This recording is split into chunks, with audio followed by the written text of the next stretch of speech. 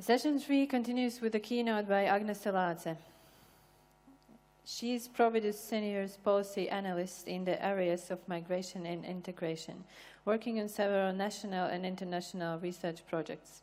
She holds a master's degree in political science from the University of Latvia and a joint European master's in sociology with specialization in international migration and social cohesion.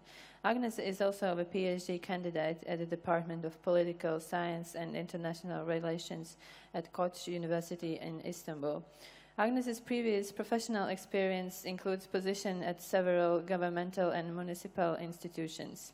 Agnese's talk will be about cities of and for migrants, how to design cities that attract and retain talent. Agnese, the floor is yours. Welcome.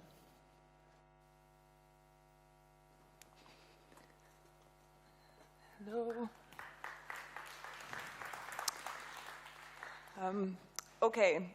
So I'm a migration researcher, very different from all of you. I've been an immigrant. I've been an immigrant in other countries.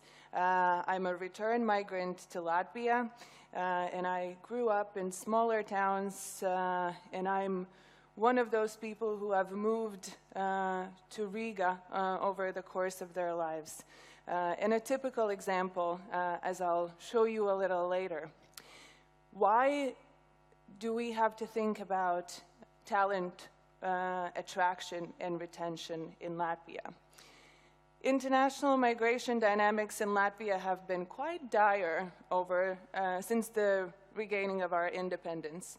You'll see that our migration balance has been negative, and in some years, especially following the financial recession in 2009, there were, well, officially about 35,000 people leaving Latvia each year, and as you know, the population of our country is about 2 million. Now it's under 2 million. So these dynamics created quite a hit to our labor market. We are predicting that over the next 15 years or so, we will need from 30 to 50,000 workers more, but our migration balance is still negative, and our population is shrinking. In fact, for many years in a row, Latvia was #1 country in the top of countries with the fastest shrinking population, losing about 1% of our inhabitants per year.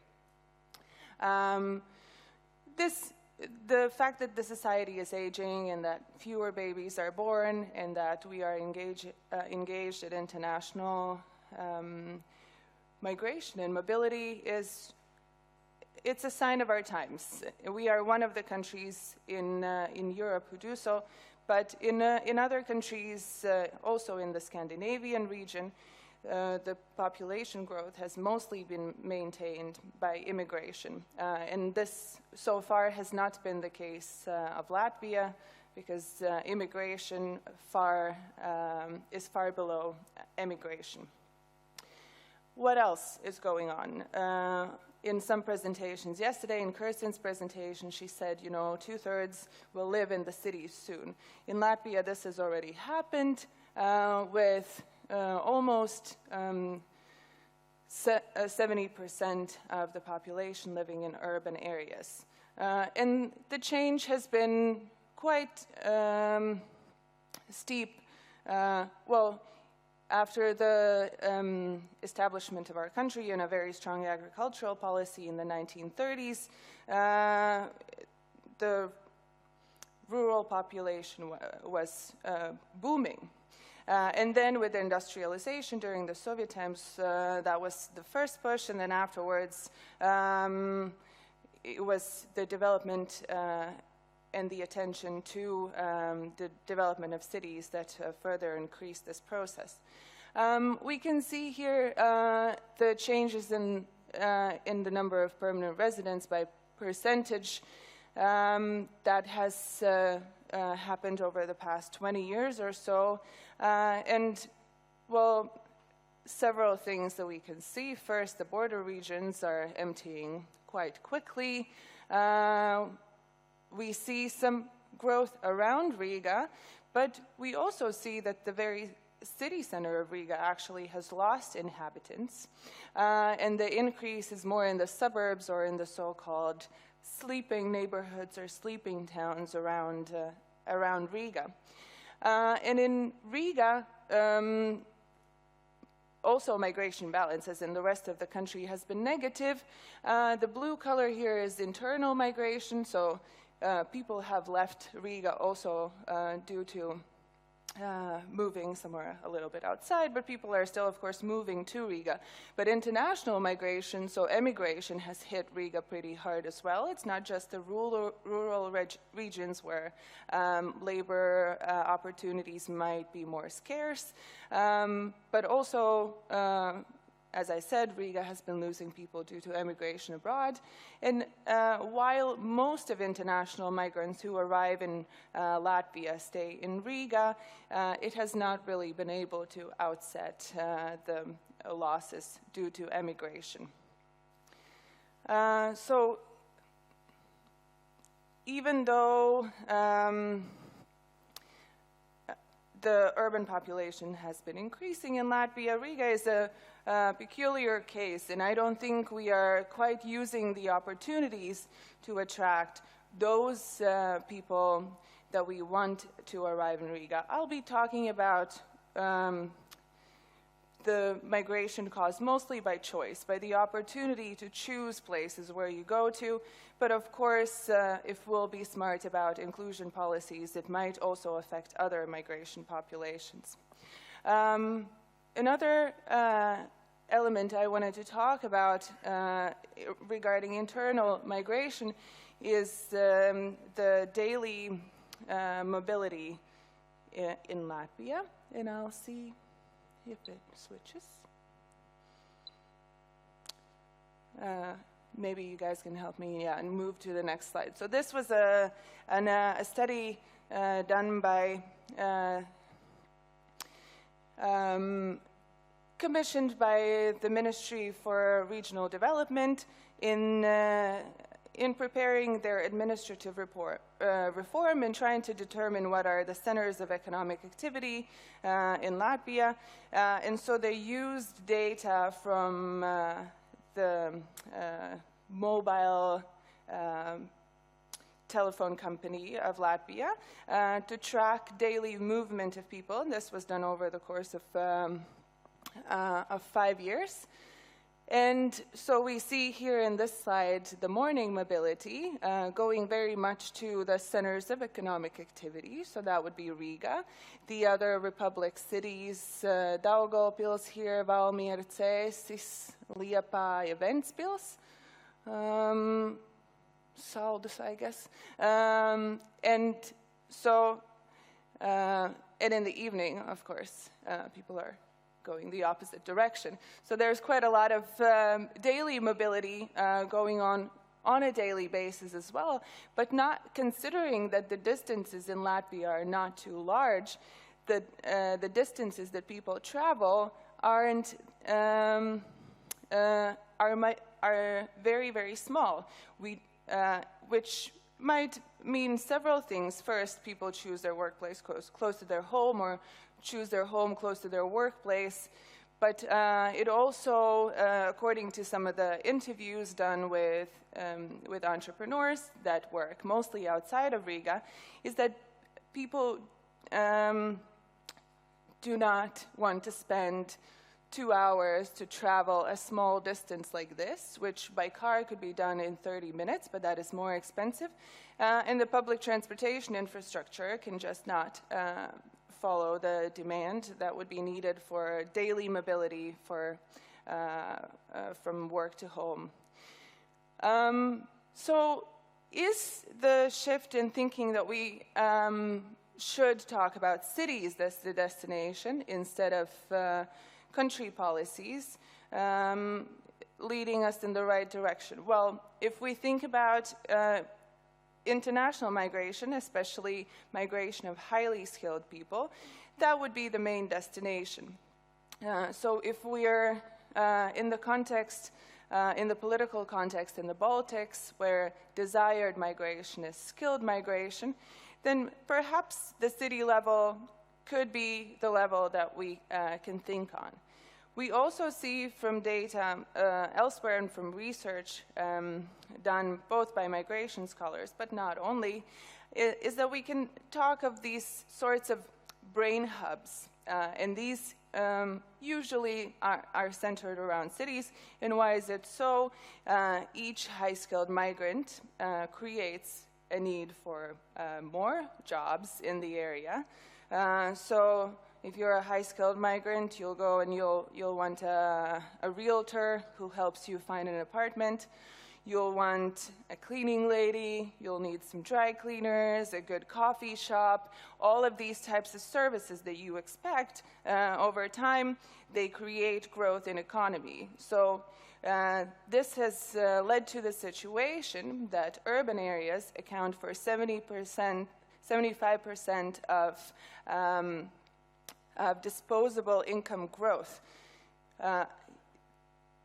Due to development of certain areas of the IT industry, for example, in Riga or also in Tallinn. We also know that because these types of works and services are demanded, it is more efficient to provide them in a more concentrated way.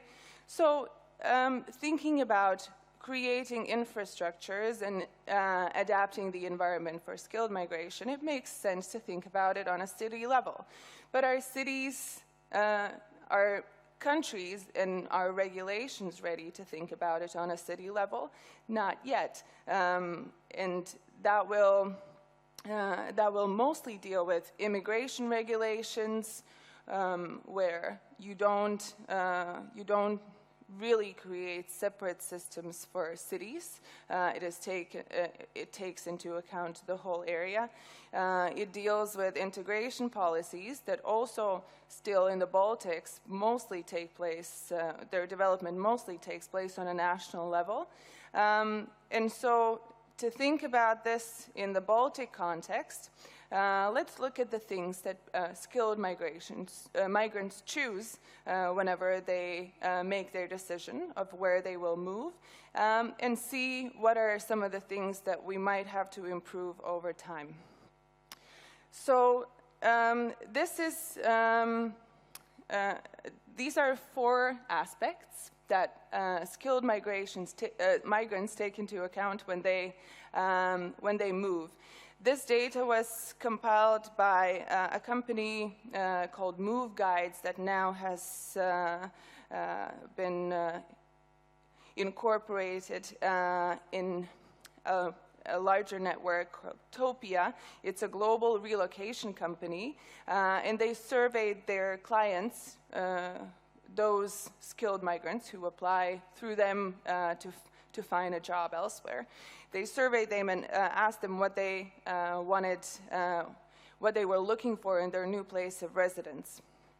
And the number one factor isn't the cost of living, which oftentimes we think, okay, we'll go to somewhere where we can actually kind of match our income and the expenses that we'll have there. It's of course important as well, but it's only number two.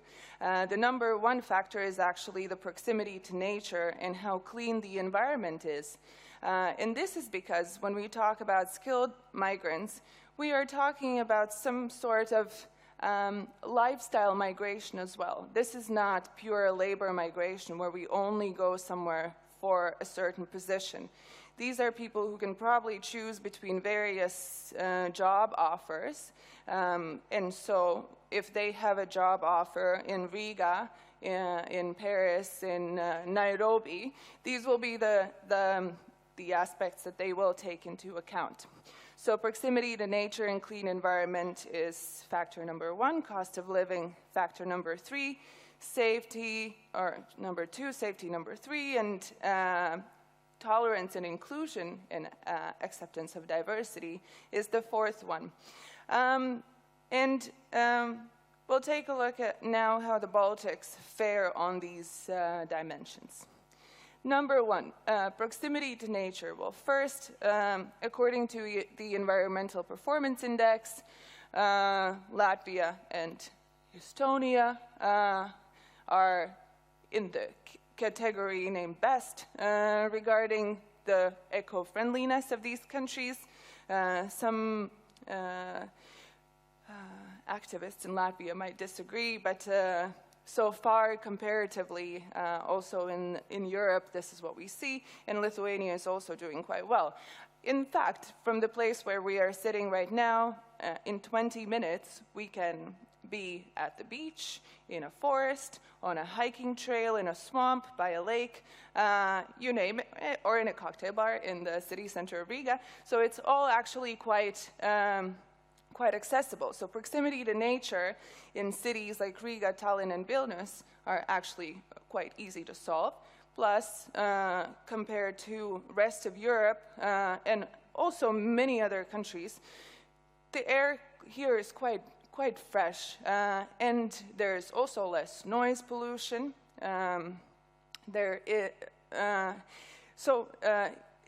Topic number one, we can sell this. We can sell this. The issue of whether we do try to sell this is another one, but we can get by with the number one thing. Number two, cost of living. Of course, this is data from Eurostat that compares all European member states, and all of the Baltic states are here in the bottom stack of coins, and we are the prices in all three Baltic states are below the average in the European Union, and even if you'll compare the larger cities, the dynamic will be the same. This is the national level dynamic. And this doesn't only deal with whatever we can buy in the store. This also talks about how much it will cost for me to move myself from one place to another, how easy or expensive or it will be for me to travel internationally. Will I have to travel internationally? Maybe the services, telecommunication services provided in these countries for actually quite cheap comparing to the rest of Europe, will they be perhaps sufficient? So these are all the aspects that we take into account when we think about the cost of living. It's not just 1 liter of milk in a store. And the third aspect, safety, this data is from the Social Progress Index, and that looks at 149 countries in the world, and all three Baltic states regarding the element of personal safety fare quite well in comparison globally, but also on the European Union level, if we look at the crime rate per 1,000 inhabitants, and so it's quite low. So the cities, the Baltic capitals, are fairly safe. I saw a little kind of graph yesterday on Twitter, and then someone made a comment saying that this is because we don't have any migrants yet, and then this might change, but over time, if we do in fact manage to attract more migrants, but actually most Western European states regarding the personal safety dimension are higher up than the Baltic states, so I don't think we can really use this as kind of a policy aspect just yet. But the fourth one, tolerance, is where we all kind of lag behind. And this, for me, as a migration and integration policy analyst, is the key aspect that we have to think about over time if we want to attract and retain talent in the Baltics. So the sentiment evoked by migration in the inhabitants of the Baltics is quite pessimistic or negative. If you'll ask a Latvian, or Eurobarometer surveys show that if you ask Latvians whether they support immigration from countries outside of Europe, which is where most of our skilled migrants come from today, they will say 80% will say no. And we can, in these two graphs that I'll show you now, we can maybe see why. First, Latvians are the most negative. Only I think in Bulgaria and Romania the results were a bit lower.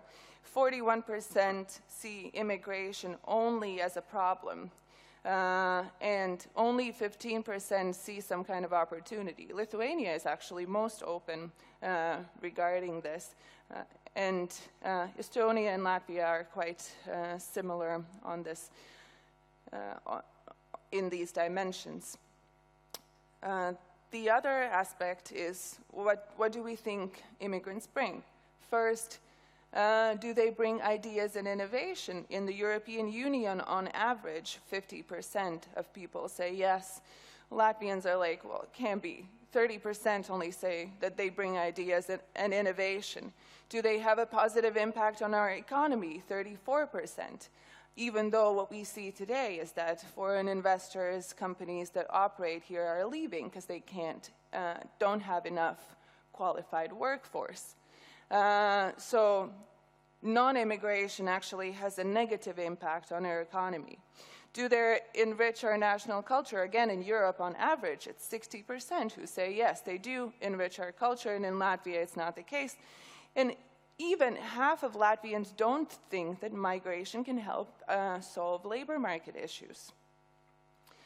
So what do we do with this? And what effect does it have on the experience of skilled migrants in Riga? First, many skilled migrants, even if their employer helps them find an apartment, can't find it.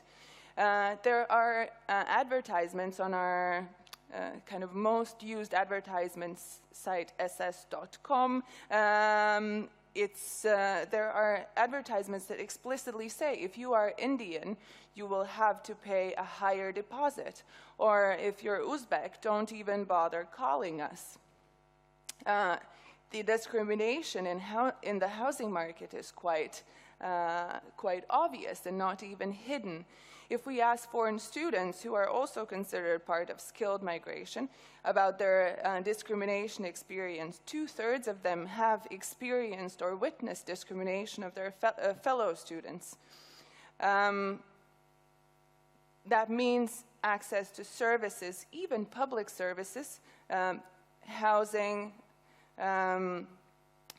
public transportation. This is #1 place where discrimination or kind of hate speech events take place if we don't take into account online comments under news articles. Then their experience in the public space is linked with discrimination, because most attitudes towards immigrants in Latvia are negative. What do we do about this? Are there tools to somehow go about this and think about our cities as a venue for integration to improve some of these dynamics regarding the tolerance dimension to attract and retain migrants? Because obviously those who encountered discrimination, we attracted them, but then how long will they stay if this is their daily experience?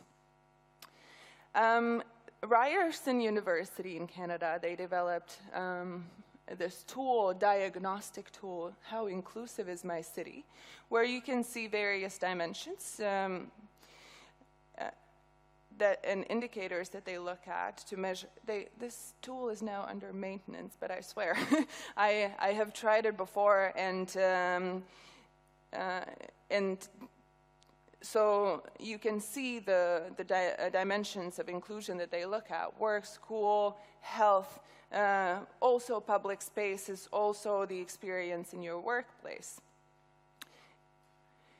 Intercultural cities network that was established by Council of Europe. It currently has a network of more than 80 cities in 28 countries. Actually, the participant countries in the program might be more, but in this index, they surveyed more than 80 cities in 28 European Union countries. Council of Europe countries, where they looked at dimensions of inclusion also on various levels, in various places of engagement in the society. And what they then saw in this index is that cities who have better intercultural inclusion programs, integration programs, they also do better regarding all these other dimensions. They do better in their public safety. They do better in administration. Their economy is growing. Their services are more inclusive and better. So then if we think about the aspects that skilled migrants take into account before moving, then if the environment is inclusive in a city, the policies, the public spaces, service provision, and so on, if those things are inclusive, then actually the first three aspects also improve. The environment and the management of public spaces, because administration improves. Safety is a given. In cost of living, when we are more efficient, also can reflect better the experiences that we have in the city. So the question then is, for policymakers, for urban planners, who do we want to include? Probably the obvious answer here would be migrants, but do we really want to include all migrants? Or only some migrants, the deserving migrants, the skilled migrants, the ones that we think we need? And what effect will it have for other migrant groups? What we see from the Intercultural City Index is that, of course, it would affect quality of life of all groups. But I think we can go a step beyond the migration aspect and think about groups that are under the risk of discrimination in the labor market and public spaces, and think about diversity management in general, not just at the intercultural aspect.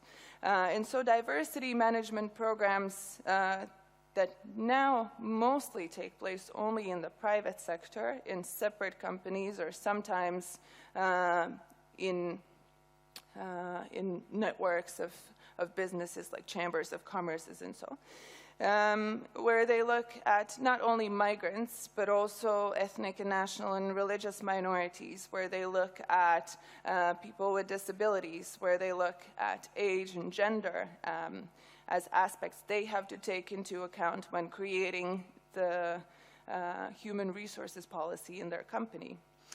So we call that diversity management. So if we identify the groups that we want to include and who we want to that they feel included in our society, in our city, then we go a step further and actually ask, are they included in the policy making regarding integration policies in the city and city planning efforts? There was a piece on BBC just 2 days ago on the experience of a part of Barcelona, where they asked some inhabitants of the city what they lack in the city. Can you guess which group it was that they asked this question to? Women. Funny, because, well, obviously, whenever the city was planned, the, let's say, city planners were quite a homogeneous group. And so many elements that used to not be important are today. And also the voice of this other bigger group in the society is a little bit louder than it used to be. And they said that what they lack in the city are, first, bathrooms, and larger bathrooms for women because of many reasons. They lack a place where to sit down when they're walking around, or there's a kid's playground and there are no benches around it, for example. They also said that they would like a map that would be done in cooperation with, for example, the municipal police, to mark which are the safe and harassment-free zones in the city, and what are the areas where harassment happens more often. So these are the initiatives that a small neighborhood in Barcelona tested out and introduced them and saw how the interaction in urban spaces changed. There's also an initiative here in Riga. It's called Refresh, and Agnese is involved with that, so if you want to know more, ask her. But I know that they have tried to include, and it's also a neighborhood development project, mostly initiated by private companies that work in this neighborhood, Jaunā Teika. But they also tried to include the nearby schools and kindergartens to see how this neighborhood could develop if they also could express their wishes for the neighborhood. But of course, this is a private initiative and not yet so linked with the municipality, so probably a step further should be taken. And there are opportunities for this. The European Union actually offers some funds and support and methodology to create multi-stakeholder partnerships between various actors in a city to improve the experience of migrants, but as we saw, that also then reflects to other areas and also other groups who might not feel as included today. If you look at the European website on integration, you will find some of this information if this is something that you might want to develop. And actually, some of the city councils have already joined this. So from the perspective of urban planners, it's just about establishing a more meaningful cooperation with municipalities and so on. And then finally, another aspect that we have to take into account, and I think this is the most difficult one, is that mobility, we used to think of mobility more in terms of permanence. You moved somewhere and you stayed there. This is no longer the case today. There are so many transnationals among us and beyond. 50% of all Latvian immigrants, and there is about 370,000 living abroad, 15% of those still in the working age, they identify as transnational, who have their work and their home in various countries, or where they have their work in various countries when they travel frequently. So this also challenges our approach to how we try to define and regulate mobility in terms for the benefit of integration and inclusion policies on a city or on a national level. As I said, that will affect our regulation, our immigration regulations, our tax regulations. Where does a transnational pay taxes? Hopefully they pay taxes at all for their easy living later in life. But anyway, so these are aspects that we have to take into account, but also in terms of infrastructure, not only for means of transportation to actually maintain this transnational lifestyle, but also where do these people live? What are the types of housing, shared housing, hotels?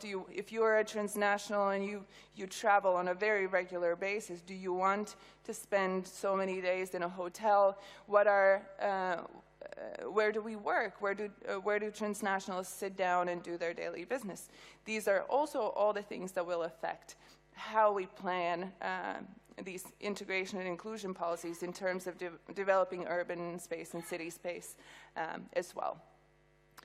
So I guess the suggestion on my behalf is to ask transnationals and migrants what do they expect from the space, and also other people who you want to include in the city, and then design these spaces accordingly for them to stay. Thank you.